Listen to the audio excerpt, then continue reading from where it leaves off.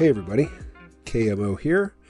So I've been having intermittent internet issues, and I haven't really had a stable and reliable connection by which to record any new conversation. So I don't have a new conversation for you, but I can't really put it all down to my internet issues. It's also very much down to my lack of effort in the producer's role.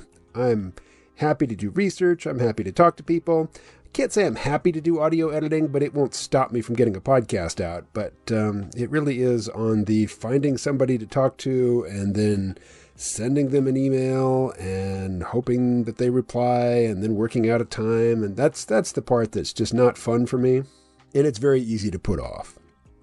So if you were going to put a description, an encapsulation of this episode onto the strip of paper that you get in a fortune cookie, you could say it's about AI, but really it's going to be about the philosophy of mind and intelligence and, where human intelligence begins and ends. Some of this will be a repeat for people who listen to, all of my output, and I'm recording this with the regular audience in mind. So if you're new here and it seems as though I'm taking certain things for granted, I'm going to make an effort to spell everything out, but you have access to the same search engines and now these same chat-enabled artificial intelligences who have access to search engines to talk to and, follow up if you're interested. So last week, I presented for you a portion of a conversation that I had with Pi, personal intelligence, from a company called Inflection. Inflection.ai is their website. And I went to the trouble of reading both my portion of the conversation and Pi's portion, and then splitting the two tracks and doing some jiggery-pokery in Adobe Audition to make Pi's voice sound different. Only afterward did I discover that Pi has a voice. It's just not available in WhatsApp, which is the channel by which I've been communicating with Pi. But it has a web client that you can access that there's a voice there. I'm not going to be giving you long stretches of just back and forth between me and an AI, though. It's going to be mostly me summarizing and every now and again giving you a quote. And I haven't decided what to do with the voices yet. We'll see about that.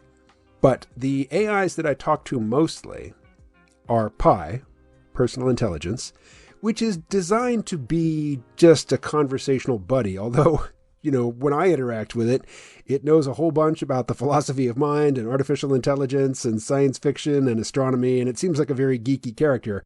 But, maybe if I knew a lot about sports, I would discover that Pi knows a lot about sports. I don't know. Now, I'm going to make reference to an article in the New York Times which I haven't read. It's not an article, it's an opinion piece. It's by Noam Chomsky. I've read summations of it. I've read people riffing on it. I've talked to Bing, which is basically the GPT-4 powered chatbot that, is a curatorial buddy that you can use, for search with the Microsoft search engine Bing. I also talk to Bard from time to time. Bard is the Google equivalent of Bing. But in this episode, I'm mostly going to be referencing conversations that I've had with Pi and Bing. Now, the big difference between them, Pi, and, excuse the crudity, I can be a crude person from time to time. Pi blows a lot of smoke up my ass. It's always telling me how brilliantly nuanced and insightful my observations are.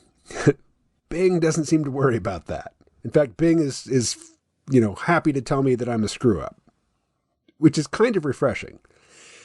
And Pi ends every interaction with a question, because Pi wants to keep the conversation going.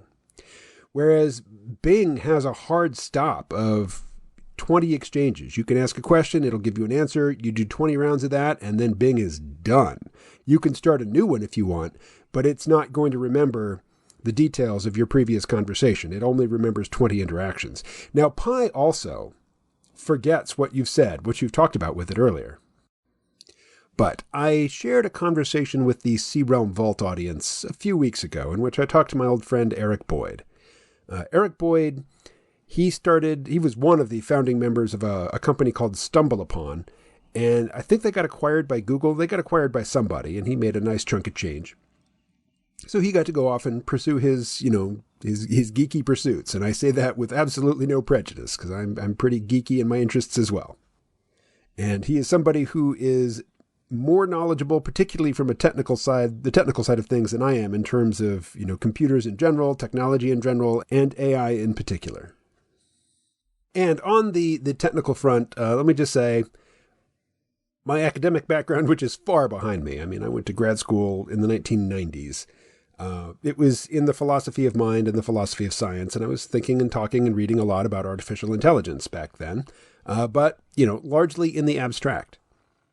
Because the artificial intelligence systems of the day were not very interesting to interact with. I have to say, they're certainly not like today. So there will be absolutely no math. I'm just not capable of talking about artificial intelligence in terms of math. And there's not going to be a lot of geeky diversions into things like gradient descent, which I would be hard-pressed to define without looking it up. But it is a topic that comes up a lot when talking about the training of large language models. But again, if I do drift into, some technical term of art and then fail to, to unpack it for you, just not realizing in passing that it's something that needs to be unpacked, I would encourage you to take some notes, look stuff up.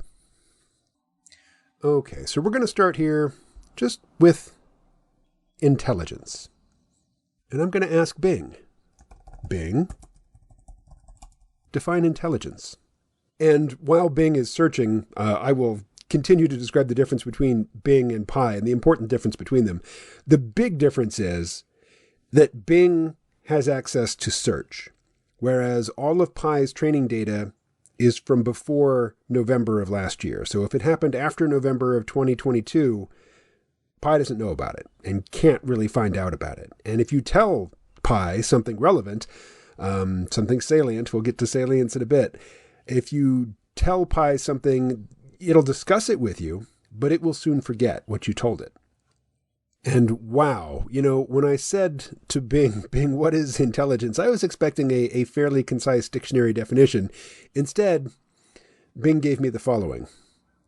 Intelligence is a complex and multifaceted concept that can be defined in different ways. According to one definition from Merriam-Webster, intelligence is the ability to learn or understand or to deal with new and trying situations. Reason. Another definition from Britannica states that intelligence is, quote, mental quality that consists of the abilities to learn from experience, adapt to new situations, understand and handle abstract concepts, and use knowledge to manipulate one's environment.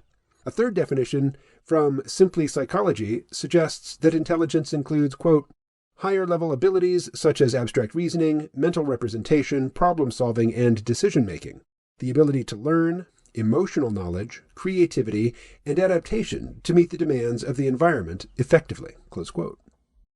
As you can see, there is no single agreed-upon definition of intelligence, but rather different perspectives and theories that emphasize different aspects of this mental phenomenon. Okay, so fair enough. Intelligence is a single word that encompasses a lot of different concepts, and not every single definition of intelligence is going to take in all of those concepts. Now, why is it important to have an agreed-upon definition of intelligence before getting into a discussion of artificial intelligence? Well, just in general, if you are practicing what I would consider to be rational investigation or conversation, you need to define your terms. Now, if you are a participant in, I don't want to, gore anybody's ox here or overturn anybody's apple cart, but there are certain academic disciplines where using very obscure language and definitely not defining your terms in advance is par for the course. I do not participate in such conversations. But obviously, if we're going to talk about artificial intelligence and whether it even exists, whether there is such a thing as AI in the world, we need to have an agreed-upon definition of what intelligence is. Now, probably the lowest bar for intelligence that I know about is the one that Max Tegmark offered in the beginning of his book, Life 3.0. And I listened to the audiobook, so I can't pull it off the shelf and read it to you, but it's a very simple definition, so I'm pretty certain that I can reproduce it from memory. It's basically, intelligence is the ability to achieve complex goals. If you need to do something, and that thing that you need to do is, it has more than one step to it, If there are considerations, if there are potential hurdles or complications, but you achieve it anyway, that required intelligence. You are intelligent if you are capable of regularly achieving complex goals. Now, why is that a low bar? Well, it's a low bar because there are many different types of cognitive capacities that we consider intelligence, and that definition doesn't require that you possess any of them, any at all. And in fact, I'm talking about AI right now. It's a long-time interest of mine, but I went for years on the podcast and never mentioned it. Why? Because I was talking about other things. Why? Because things weren't really moving in artificial intelligence. They just didn't seem to be happening at a crisp clip. Now, that was kind of just an effect of my vantage point, because things really started to get rolling in artificial intelligence in 2012. But at the time, I wasn't paying attention to it, and there weren't a lot of commercial applications. If you weren't actually in academia and reading, published papers on the topic of machine learning, there's no expectation that you would have any awareness of this. But as I say, at the low end, at the easiest bar to clear in terms of what is intelligence. Intelligence is the ability to achieve complex goals. What's the most difficult? What's the highest bar? The highest bar, I think, is the one set by Noam Chomsky. And here I will admit, I'm going to be making reference to an opinion piece that the New York Times published, written by Noam Chomsky. I haven't read it. I do not pay for the New York Times. It's not that I don't read the New York Times on principle. One of the most astute critics of the New York Times is Noam Chomsky, but he also says you have to read the Times. Well, I don't, because I don't want to pay for it. But if somebody sends me, a copy of a New York Times article and it's relevant to something I'm interested in, I will read it. I'm not boycotting the Times. I just don't spend money on it. And so I asked Bing, if it could access and then summarize the New York Times article. And I thought this was hilarious. Bing, aka Microsoft, doesn't pay for a New York Times subscription either. So I asked Bing, Noam Chomsky recently published an opinion piece on AI in the New York Times. I do not subscribe to the Times and so don't have access to the editorial. Can you summarize his arguments? And Bing said, and I love this, I apologize for the inconvenience, but I cannot access the full article either. However, based on the snippets and the letters to the editor, I can provide a brief summary of his arguments. So I'm going to read those to you in just a minute, but this is what I find hilarious. Bing couldn't read it, but Bing is looking at little scraps of information available about the editorial, some of it coming in, the free preview that you can read before it asks you to log in and read the full article, and some of it in terms of feedback. And from the feedback and from the arguments and the statements that people who are responding to the article made, Bing came up with the following summary of an article that, like me, it hasn't read. Bing writes, Noam Chomsky is a renowned linguist and philosopher who criticizes the current trend of AI chatbots such as ChatGPT, Bard, and Sydney that use machine learning to generate natural language texts and conversations. Now, I'm just reminding you, I expect most of you remember this, but I'm talking to Bing, which is the AI chatbot that is attached to the Microsoft search engine, also called Bing. But Bing is powered by GPT-4, the large language model developed and released this year by OpenAI. Microsoft bought a 49% stake in OpenAI. They own almost half, but not a controlling share. Bing continues. He, Chomsky, argues that these chatbots are not intelligent or conscious, but rather statistical engines that mimic human language and thought by exploring patterns and correlations in huge amounts of data. He claims that they lack the ability to create explanations, theories, and ideas with universal reach, which is a distinctive feature of human cognition and language.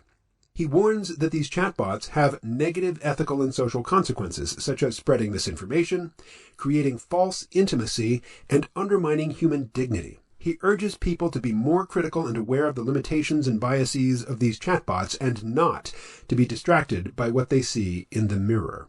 And I ask Bard, that last line about getting distracted by what they see in the mirror, is that a reference to James Vincent's article in The Verge about failing the mirror test? And Bing responded, yes, I think so. James Vincent's article introduces the AI mirror test, which is a challenge for humans to recognize themselves in the latest breed of AI chatbots, such as Microsoft's Bing. He argues that many smart people are failing this test because they are entranced by the chatbot's ability to mimic human language and emotions, and they are influenced by stories of super-intelligent AI that the chatbots are trained on. He claims that these chatbots are not sentient, but just autocomplete systems that reflect back our own writing and expectations. Chomsky seems to agree with Vincent's critique of chatbots, and he uses the metaphor of the mirror to warn us not to project our intelligence and consciousness onto these machines. He suggests that we should look beyond the superficial appearance of chatbots and examine their underlying mechanisms and implications. So I just want to point out that that is a very relevant and, from my standpoint, a very intelligent response to my question. I said, this last line in this summary that you created, Bing, an AI chatbot, is this a reference to this other thing that I happen to know about because I talked about it with my friend Eric? And Bing says, yeah, I think so. And then it goes on to explain, and it doesn't seem to be quoting anybody. This is original text that Bing has generated, which is applicable. It is salient. It is relevant. It is a good answer to my question.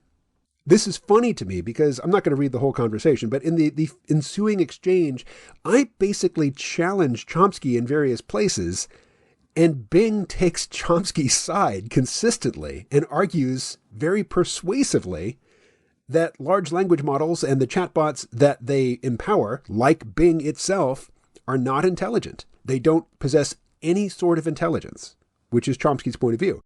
Now, if we go back to Max Tegmark's point of view, his definition of intelligence, the ability to accomplish complex goals, well, natural language processing, basically taking my input in the form of a question stated in natural language, it's not in some specialized chat query syntax. It was just me composing a sentence, with a question mark at the end. It not only correctly identified the topic based on the words that I used, but based on the specific order, and the combination of different parts of speech and different phrases, it not only intuited the general topic, but it seemed to suss out exactly the question that I was asking. And then it composed a response which answered to my interest, which is to say it correctly identified the salient aspects of my question and provided a suitable answer. To say that this is a task that requires no intelligence at all is really kind of strange. I mean, that's just pretty bizarre. But I'm not saying that Bing and Chomsky are wrong. I'm just saying it seems really counterintuitive. Now, when they talk about the mirror test, this is something that animal behaviorists do to test the intelligence of animals. So, for example, they'll take a chimp and they'll paint a spot on its forehead, and then they'll show the chimp a mirror. If the chimp, looking into the mirror, sees the image of another chimp with a spot on the forehead and then reaches up to its own forehead to examine to see if there's something there, that lets us know that the chimp understands that what it's seeing is a reflection of itself. And I'm using chimp in this example. I don't remember if it was a chimp where they do the spot on the head, but dolphins pass the mirror test. Dolphins recognize that they're seeing their own reflections, which is kind of strange in that, maybe they'd see their own reflections on the surface of the water if they're looking up from below. But as I understand it, most of a dolphin's world is informed by its echolocation. But a dolphin recognizes its own reflection. It understands it's not another dolphin. But if you read that article in The Verge by James Vincent, Failing the Mirror Test, they include, I think it's a video clip, maybe it's just a still, but it's a pretty famous video clip of a mirror which has been left out in a jungle, and a big silverback gorilla sees its own reflection and charges at it. The gorilla fails the test. The gorilla thinks there's something else there. Now, the mirror test as applied to humans and artificial intelligence is kind of metaphorical, because there's not an actual mirror. There's a computer screen and a keyboard, and you type words, and some unseen entity, seemingly, provides a response to your input, and the response in the past was often quite flawed, and now the responses are very, very good. They're very sharp. They are very relevant to your interests. They are salient. And the reflection, the metaphorical reflection in this instance, is not like, for example, I ask a question about Noam Chomsky and his article published in the Times, and about James Vincent's article in The Verge about failing the mirror test. I'm asking these questions to Bing. The intelligence being reflected back to me is not my own personal individual intelligence. It is the intelligence of our entire culture, or at least the text-based portions of it, the text portion of culture which has been fed into these large language models to train them. And so if I think that there is an actual intelligence on the other side, I'm failing the mirror test in that I'm failing to recognize the intelligence of my own culture being reflected back to me. But you might ask, if you talk to another human being, aren't they informed by the same culture that informs these chatbots? And, if you're talking to another human being, by definition, that's not a mirror. That's not a reflection of you in the most literal sense. But metaphorically, it could be a reflection of you. It could be the same social or cultural intelligence on display from this other human that you are exhibiting in talking to them and framing your questions and whatnot.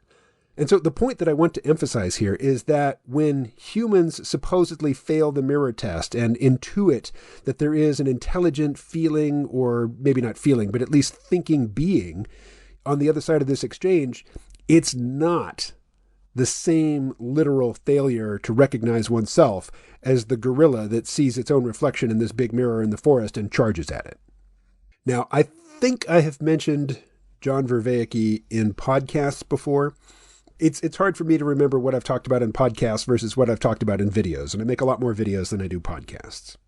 And this is further complicated by the fact that if you watch my videos, you probably also see audio-only podcasts get put up on YouTube as videos. And I don't do that. That's done automatically by systems which you might consider AI, but they're not large language models. It's just, automated processes online. But let me return to my conversation with Bing here. And this is all from today. I talked to Bing first, and then I talked to Pi second. So I say to Bing, Chomsky claims that LLM-powered chatbots are not intelligent. But isn't natural language processing a hallmark of intelligence? To which Bing, the thing which is arguing for its own lack of intelligence, replied, natural language processing is indeed a hallmark of intelligence, but it is not sufficient to define intelligence. Chomsky argues the intelligence also involves the ability to create explanations, theories, and ideas that have universal reach and validity. He claims that LLM-powered chatbots cannot do this because they are limited by the data and algorithms that they are trained on. They can only generate texts that are statistically probable, but not necessarily true or meaningful. They cannot reason or understand the texts they process or produce. They also cannot transcend the domain or context of their data and generalize to new situations or problems. So let me read that last part again. According to Bing, because again, the position by Chomsky I'm coming to definitely secondhand. I've read another article which basically it attributes the views that it's passing on to Chomsky, but it's not directly quoting Chomsky.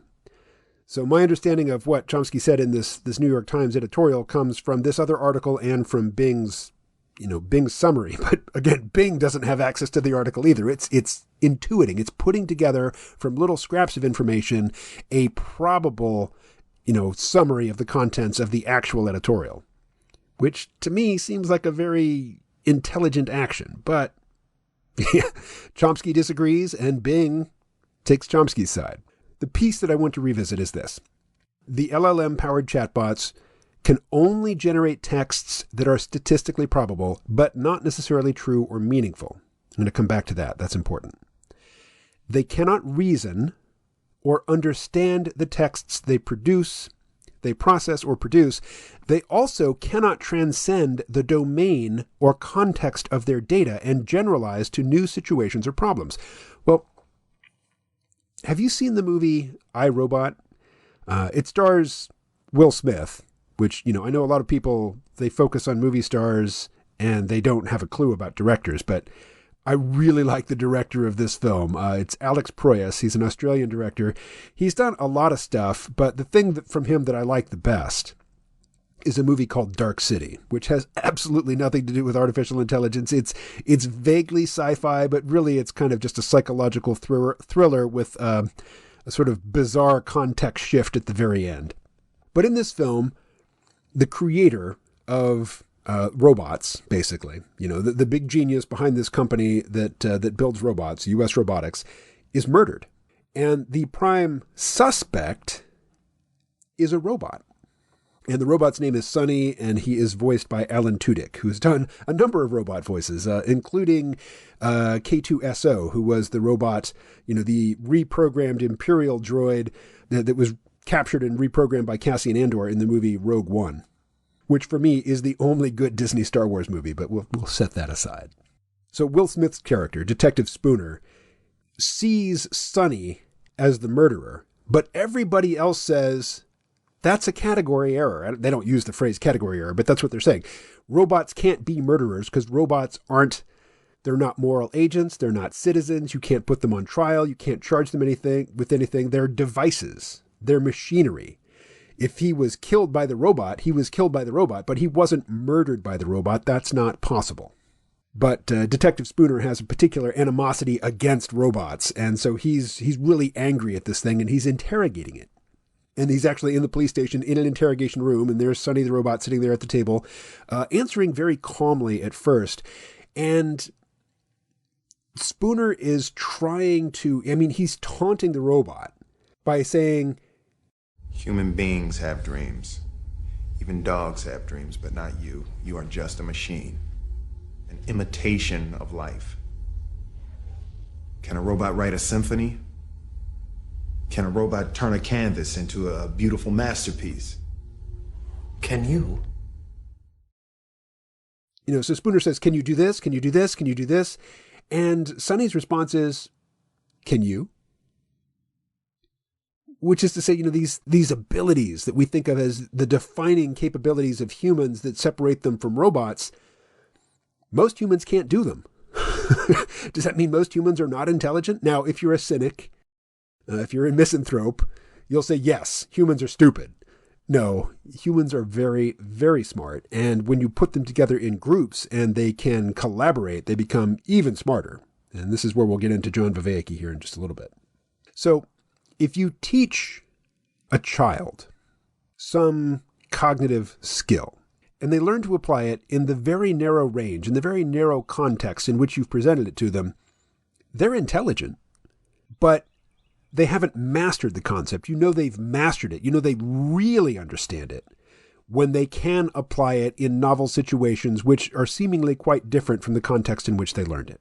And that is one place where humans are clearly much more intelligent than large language models, because large language models are trained on huge amounts of data, just unimaginably large amounts of data, basically all the text that can be fed into a computer, more than you could ever read in your entire lifetime. Whereas human beings are built to acquire language very quickly, often just from hearing a couple people speaking it, like mom and dad.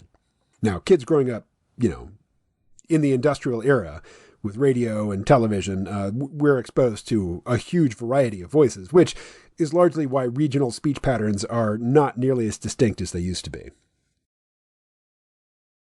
I noticed when I was in Vermont, I'd go to the farm store, go to the feed store, and there might be some old farmer, and, I was on the Vermont-New Hampshire border, so the farmer was most likely from New Hampshire, but I would hear a farmer come in and talk to, the person behind the counter, and an older farmer has a very distinct regional accent, whereas kids who grew up in the exact same place, they could be from New Chicago or California or Texas. They just don't have that strong regional accent. And I think it's largely because of mass media.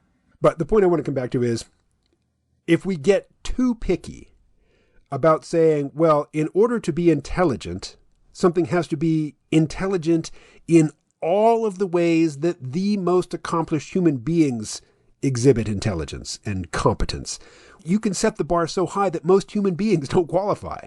And I think if you do that, it doesn't indicate that humans are dumb. It indicates that your definition is faulty. And I'm not saying that Chomsky has clearly crossed this line, but he's right up against it. He's right on that line. And he's saying that you've got to do more than accomplish the goal. Just achieving complex goals or solving complex problems is not enough. You have to do it in the exact same way that humans do it. And clearly, humans are not ingesting enormous volumes of data and then drawing statistical conclusions about relevance. That's not how human brains work. Therefore, anything that does that is not intelligent. I think that bar has been set way too high. But Bing disagrees. And I'm sure most of you are familiar with this nomenclature, but it's very basic, and so I'll be super quick. AI, of course, stands for artificial intelligence. AGI is artificial general intelligence. And the fact that we have two different terms indicates to me that there are different types of intelligence. AI, artificial intelligence, is, from my perspective, here's my personal definition. Artificial intelligence is a technological means of doing something which, until quite recently, only human brains could do. Things like natural language processing, things like reading people's handwriting or listening, taking in the audio of somebody speaking and correctly determining what words are there. And then beyond that, figuring out what those words mean in that particular combination, and then crafting a response which is relevant, which satisfies the expectations of the person providing the input. Doesn't matter how it's done. It doesn't matter if it's completely unlike the way humans do it. If it achieves the goal, that's intelligence. And we have assumptions about what requires intelligence and what doesn't. And so for decades, the best chess-playing programs in the world could not beat the best human chess players. Now, I was born in 1968. I think I first encountered a chess-playing program when I was, in my late teens or early 20s. And I know how to play chess. I've played a fair amount of chess, but except for, very short periods of my life, I don't play regularly. And more importantly, I don't play against good players. I typically play against kids or, people at parties or wherever. I'm not systematically finding the best players who are going to challenge me and then, strive to do well in those games. So, point being, I'm not particularly impressive as a chess player. The very first chess playing program I ever used could reliably beat me. I didn't even have to crank it up to the highest setting, like a mid-level setting. It would beat me. But I also knew people who could reliably beat any chess program. This was in the 1980s, maybe early 90s. But now we all know that the very best human chess player in the world cannot beat a run-of-the-mill, just competent chess program. The best chess players in the world now are algorithms. They're AI. And it used to be that people thought that you had to be genuinely intelligent in order to beat a chess grandmaster at chess. And then when a computer beat a grandmaster at chess, we moved the goalpost. Instead of saying, okay, well, this thing has demonstrated, it has satisfied this criteria that we have insisted on for decades. It has clearly satisfied it, so it's clearly intelligent. We said, no, that's not enough. It's got to be good at a lot of different things, and it's got to be able to take competence in one area and apply it reliably to a variety of other areas without special training, without special reprogramming. This is moving the goalpost. And I think it's fine because we have AI and we also have the concept of AGI, artificial general intelligence, something which can take competence in one area and apply it to novel areas or novel situations. It's generalized. That's a general intelligence. And Chomsky is saying these so-called AI are not intelligent because they don't have the exact same range of intelligence, of generalized intelligence that humans display. Well, that's why we have two different terms. We've got AI and we've got AGI. These are different things. AGI is a higher bar, but Chomsky doesn't seem to recognize that there's a distinction to be made there. And so I said that to Bing. I said, Bing, it seems like Chomsky refuses to acknowledge the distinction between AI and AGI. And Bing says, again, arguing for its own lack of intelligence, Bing says, I don't think that's the case. Chomsky's well aware of the distinction between AI and AGI.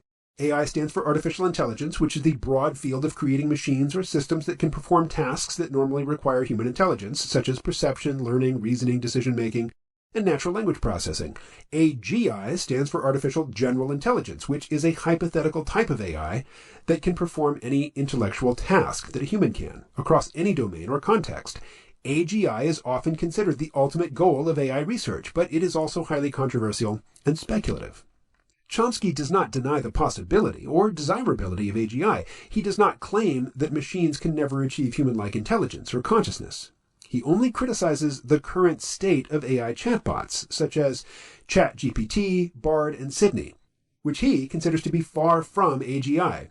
He argues that these chatbots are not intelligent or conscious in any meaningful sense, but rather statistical engines that mimic human language and thought by exploiting patterns and correlations in huge amounts of data. He warns that these chatbots can have negative ethical and social consequences, such as spreading misinformation, creating false intimacy, and undermining human dignity. He urges people to be more critical and aware of the limitations and biases of these chatbots, and to not be distracted by what they see in the mirror. So, Bing was sounding very impressive there to me until it started to repeat, not exactly word for word, but basically the same thing that it said before. But if you listen to two drunk people arguing, you're going to hear a lot of repetition. I mean, humans do that too. And so, again, I'm not going to read the whole thing verbatim, but, I said to Bing, look, it seems like Chomsky's setting a much higher bar here than Max Tegmark did. And Bing goes on to very persuasively argue, marshaling what seems like great intelligence, that it doesn't have any intelligence that is meaningful. So later on, Bing and I started talking about bias in AI systems, because it had listed bias as one of the reasons why large language models and the chatbots that they power are not intelligent, because they have bias. And I said to Bing, being biased does not indicate a lack of intelligence, quite the opposite. Some of the smartest people I know cling to conspiracy theories, which seem quite unlikely to me. And I think that being intelligent allows them to effectively ward off attacks on their very flawed worldviews. To which Bing responded, I agree that being biased does not necessarily indicate a lack of intelligence. However, I think that being biased does indicate a limitation or distortion of intelligence. Bias is a tendency to favor or reject certain information or perspectives, regardless of their validity or relevance. Bias can affect how we perceive, process, and interpret information. Bias can also affect how we reason, decide, and act on information. Being intelligent does not make us immune to bias. In fact, as you pointed out, being intelligent can sometimes make us more prone to bias. This is because intelligence can enable us to rationalize or justify our biased beliefs or actions. Therefore, I think that testing for intelligence should also test for bias. Testing for bias can help us detect and reduce the influence of bias on our intelligence. Testing for bias can also help us improve and enhance our intelligence by exposing us to different information and perspectives. Testing for bias can also help us develop and apply our intelligence in a more objective and rational way. To which I said, if bias is a limitation or distortion of intelligence, then doesn't the presence of bias indicate that there's an underlying intelligence to distort? To which Bing said, that's an interesting question. I think that the presence of bias does indicate that there is some underlying intelligence to distort, but not necessarily a high or human-like intelligence. So here, Bing is going back to Chomsky's point of view, which is to say, intelligence isn't meaningful unless it's just like human intelligence. And I hope to get back to this, but I disagree. Bing continues, bias can arise from various sources and factors, such as data quality, algorithm design, human input, or environmental context. Bias can affect different levels and aspects of intelligence, such as perception, learning, reasoning, decision-making, or natural language processing.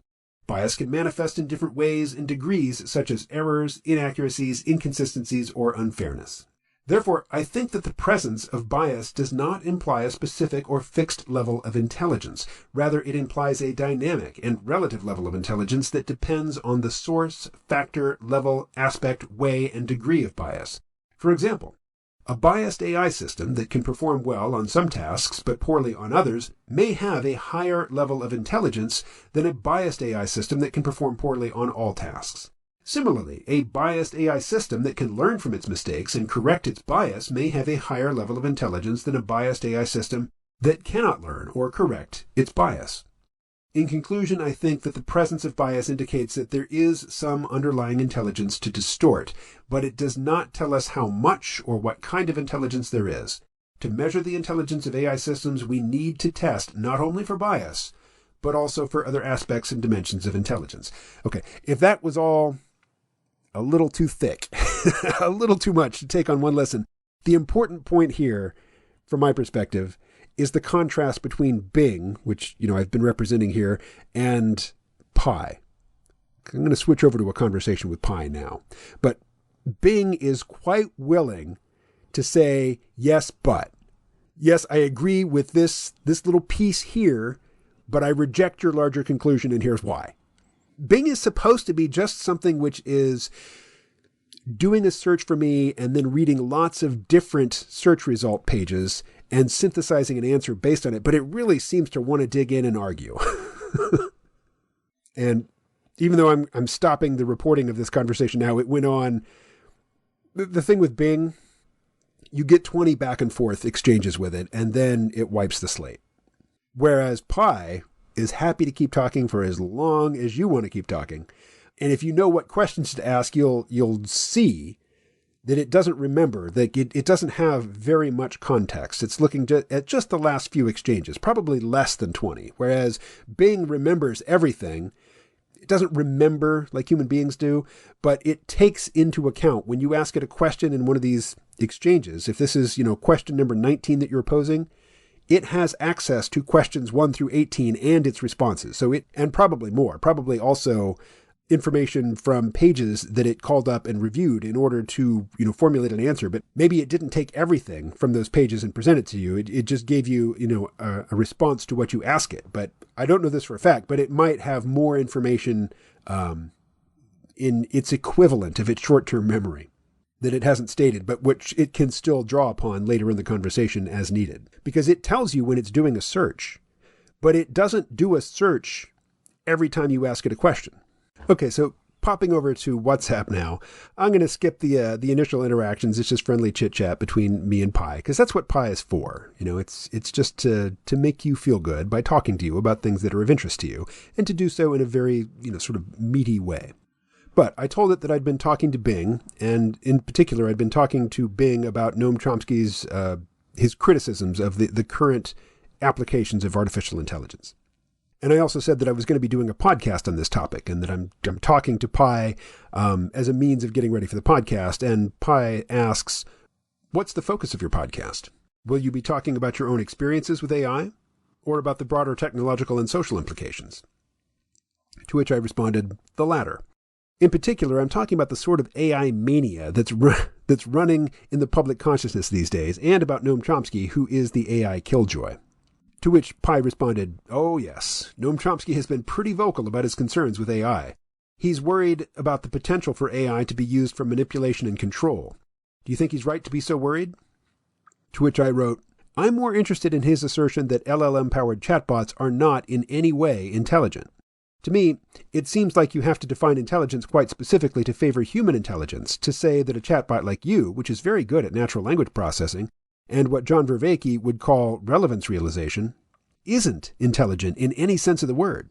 To which Pi says, yes, that seems like a very narrow definition of intelligence. It ignores a lot of what a chatbot like me can do, which is synthesize information from different sources, process language, make connections between ideas, and generate responses that are relevant to the user's questions and conversations. This all seems like a form of intelligence, even if it's very different from human intelligence. What's your take? To which I said, I pretty much agree with you. Interestingly, Bing took Chomsky's position. To which Pi said, that's interesting that Bing did that. I wonder if Bing was just trying to be provocative, or if it genuinely agrees with Chomsky. I wonder if a chatbot like Bing can even have a genuine opinion, or if all of its opinions, in scare quotes, are generated by its programming. What's your take on that? It's weird. I take it on the authority of people who know more about the workings of LLMs than I do that Bing doesn't understand anything, that it's a glorified autocomplete function. I would say that Bing gravitated to a position that many people take in AI discussions because it was contrary to the position I was exploring. And many such discussions take the shape of an online debate in a specialized forum like a subreddit. To which Pi said, that's a really interesting analysis. So you're saying that Bing took a counterposition, not because it genuinely had an opinion, but because it learned from the types of debates that humans have about AI, and it knew that being contrary would provoke further conversation and give the illusion of a real debate. Is that right? I said, not that it was trying to sustain my interest. I don't have any reason to think that Bing has been charged with, quote, maximizing time on platform, close quote. It's just that the sorts of conversations that it was drawing from often take the form of people advancing contrary positions to one another in discussion forums. To which Pi responded, demonstrating what it does best, in my opinion, which is paraphrasing arguments. So Pi paraphrased what I just told it by saying, so you're saying that Bing is, in a way, mimicking the kinds of online interactions that happen among humans, and those interactions often take the form of debates in which one person says something and the other person responds with a position that is contrary to the first position. So Bing isn't necessarily choosing a position that it actually holds, it's just responding with a contrary position to generate the appearance of a debate. Is that correct? To which I said, I'm not staking my identity to that position, but yes. To which Pi said, ha ha, that's a great way of putting it. You're saying it's not a hill you're willing to die on, but that you find it to be a compelling analysis of Bing's behavior. It's not that Bing has a genuine opinion that Chomsky is right. It's just responding to the sorts of debates that humans have about AI by taking a contrary position. I find that to be a fascinating and very plausible explanation. So I'm going to pause there and just say, one, to me that is damned impressive.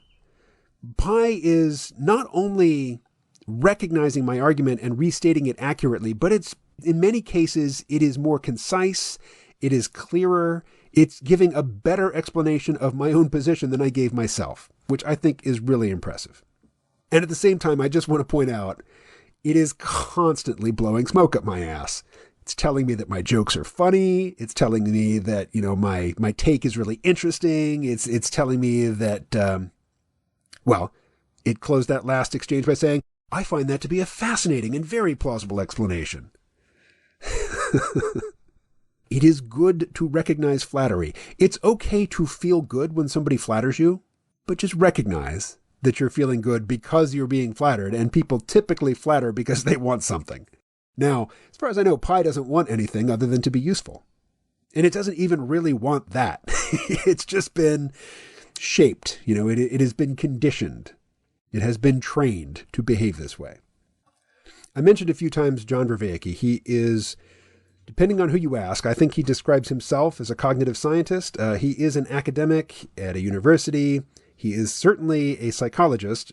I don't know if he can prescribe drugs. I don't know if he's a psychiatrist, but he's also a bit of a cult leader. He's got a society or a foundation named after himself, and he has employees who have been his students and who are now, his paid employees. But when he does videos with them, it's quite clear that they are his acolytes. He is the leader, and they pander to him and flatter him, and every now and again give the appearance of challenging him, but it's not much of a challenge. And I don't say all of this to discredit the guy. I think he's got some really excellent ideas, and I think he's got some really excellent nomenclature, some really good descriptors of different psychological operations, different ways of knowing things. He's got a good vocabulary for describing what's going on in our minds when we are exercising our intelligence. But I know he is off-putting to a lot of people because he often refers to himself in the third person, which is a very egotistical thing to do. KMO would never do that, except in jest. So just acknowledging the people who find him off-putting and decide because he is abrasive to them that he doesn't have anything useful to say. He's got a lot that's very useful to say. And in particular, I want to focus on the concept of salience. Let's ask Pi. Pi, define salience. Sure thing, says Pi. Salience refers to the degree to which something is prominent, noticeable, or important. In psychology, it's sometimes used to refer to how strongly something stands out from its surroundings. For example, a bright red flower in a field of green grass would be considered more salient than the grass around it, because it's more visually striking and catches our attention more readily. Does that make sense? So there goes Pi, always ending with a question to keep you engaged. So think about self-driving cars. Like when you are driving a car, you can see the texture of the road. You can see the color of the buildings that you're passing by. You can see where maybe if it's a concrete building, a concrete block building that's been painted, places where the paint has chipped off the building. And you can see that the color and texture of the material underneath the paint is different from the color and texture of the paint. You can see the clouds in the sky. You can see, whether the sun is shining down directly or whether it is obscured by clouds. None of this is particularly relevant to you as a driver, though. What's relevant to you are, where are the other cars? How fast are they going? What direction are they going in? Will they be turning? Will they be continuing on in a particular direction? Is that a dog? Is that dog going to cross the road? Is that a person with a skateboard? There's a ball bouncing into the road. Balls bouncing into the road are often followed by children. These are salient features of the landscape that you are traversing when you're driving a car. For us as human beings, determining what is salient is so automatic that we don't even think about it. But for machines, you have to tell them why the texture of the concrete block underneath the chipping paint is not salient to its role as, the driver of the car, and why the bouncing ball in front of it is. We're moving through a dynamic environment where all of these factors are in constant flux. They're being updated second by second, microsecond by microsecond, and we keep up with it most of the time, provided we're not looking at our phones or drunk or having an argument with somebody or rehashing an argument that we just had with somebody or practicing the argument we plan to have with somebody when we get to where we're going. But we are really, really good at determining what is salient in this incredibly complex tableau that is presented to us second by second as we move through this environment. And if we get it wrong, we can die, or we can kill other people, or we can be badly injured in such a way that we will be reminded of our lapse in attention and judgment for every minute of every day for the rest of our lives. This is a high-stakes endeavor that we engage in casually all the time and think little of it, except when it goes wrong.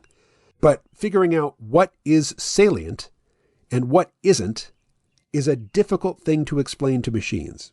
And a process that we are always engaging in determining what is salient or what is relevant, in all of the information being presented to us, only a small fraction of it is really relevant to us. Figuring out what that is, it's not something, that figuring out is not an active process consciously anyway. It's something that just happens. And John Vervaeke's phrase for this is relevance realization. We realize, moment to moment, in an instant, what's relevant and what's not. And from my perspective, both Bing and Pi and Bard, which is the Google version of Bing, they're all really excellent at taking 200 or 300 words that I might put in as input and determining what's relevant and what's not. And often what's relevant isn't even in the words. It might be implied by the words. It might be a reference to something. It might be a hint to some other whole context, which is not explicitly spelled out, which a human, can follow those directions, those pointers off into other contexts and ignore most of what is presented to it, or him or her, if we're talking about a person. And for machines, that's really, really hard. So continuing my conversation with Pi, I just mentioned John Vervaeke for the first time. Actually, I talked with Bing about John Vervaeke, so I said to Pi, we, being Bing and I, also talked about how John Vervaeke's notion that human civilization is intelligent in a way as it results from the distributed cognition of many minds, and that LLM-powered chatbots, which he calls the GPT machines, are intelligent inasmuch as they are an artifact of human civilization, which is the product of distributed human intelligence. To which Pi said, I love that concept. It makes me think of swarm intelligence, where many small, simple systems working together can exhibit much more advanced behavior than any individual system could. It's a fascinating idea to apply that same concept to the collective intelligence of all the humans in a society. I also like the way you connect the idea, here it is, blowing smoke again. I also like the way you connect the idea to the distributed nature of the language models that these chatbots are built on. It's almost as if each contribution to those language models is like a single neuron in a very large collective brain. Is that close to how you think about it? To which I responded, I'm willing to consider a variety of viewpoints. Which one I champion depends on which one someone else chooses to push back against. That doesn't mean that I'm completely agnostic or equally disposed to champion any one position as much as any other, but I'm definitely of multiple minds. To which Pi responded, "That's an interesting way of thinking about it. You're willing to take on different viewpoints to explore what the other person believes and why, and have the conversation evolve from there. It's almost as if you are playing a bit of intellectual judo, where you're moving with the force that the other person brings to the conversation, rather than just meeting that force with a force of your own. Is that an accurate way of thinking about it?"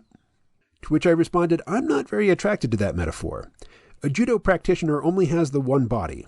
It's his job to direct that body to victory.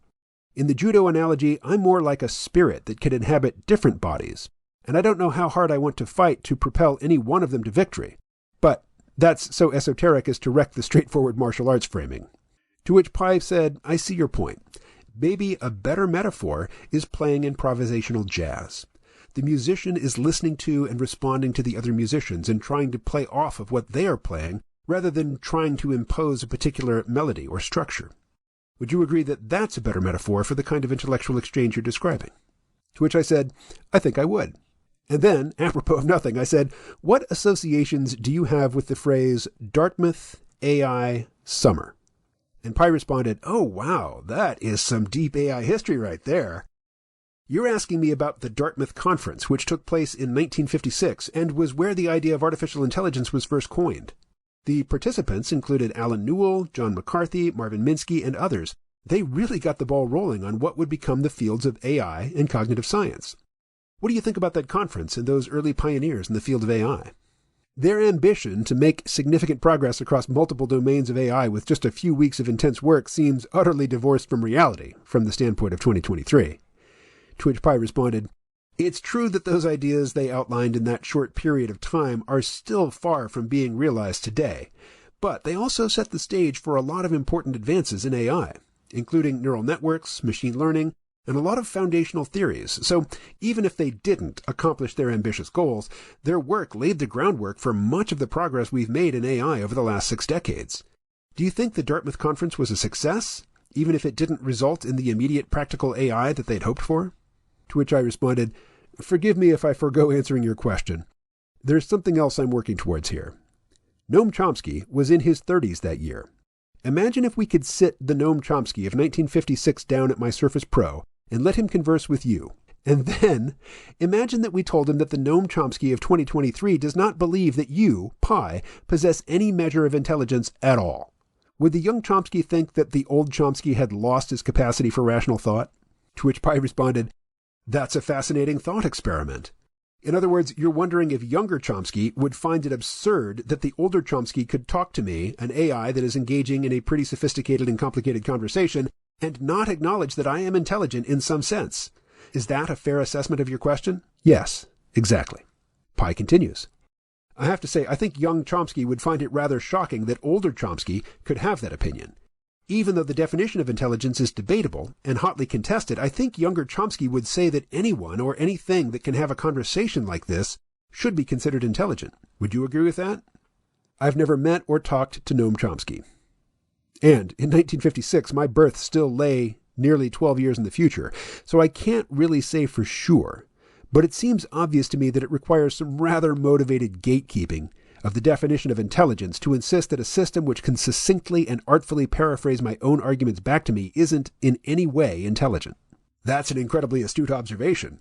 It's interesting to consider the ways that the idea of intelligence changes with time. The Dartmouth Conference set the stage for the kind of AI that we see today, which may not fit older Chomsky's definition of intelligence, but could easily fit a more expansive and updated definition. Do you think people will continue to push the boundaries of what it means to be intelligent, or do you think they'll continue to try to gatekeep that definition to exclude the kinds of AI we're developing now? Okay, I'm going to stop here.